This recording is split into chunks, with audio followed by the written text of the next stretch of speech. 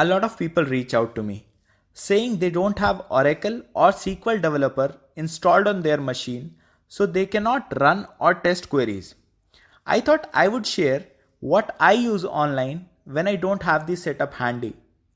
Oracle provides a platform to run queries online, and I will drop a link to the URL in the description as well. There are quite a few other platforms that allows you to run queries like SQL Fiddle. You can try them out as well. Let's quickly see how we can run queries online using Oracle Live SQL. We write Oracle Live SQL in our browser and then we click on this link. After that, we need to click Start Coding Now.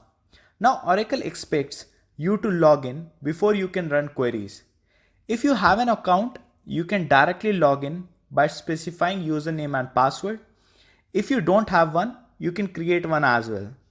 The form has bunch of self-explanatory fields that you will have to fill. After that, you click on create your account, verify your email, and you're good to go. Once you log in with your username and password, you will be redirected to the SQL editor where you can write your queries. It's pretty similar to how we create queries in SQL Developer. You can select data, create a table, insert data, and pretty much do everything. And you do not need to install Oracle Server or client like SQL Developer on your machine. How cool is that?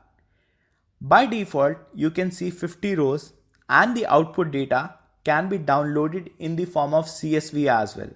You can also increase the number of rows that you want to see as output by clicking Action and selecting Max Row Preferences. For a small query, or if I don't have Oracle Server handy, this is pretty neat and you can access it from anywhere. Another pretty cool feature is that it allows you to save the session so that you can reuse it later. You create a bunch of tables, insert some data, do some updates, and you can save all that in a notepad. Next time you want to use them, they are readily available. You can also delete one or more scripts from this session if you want. For any small testing or to try out a query, this is the perfect tool.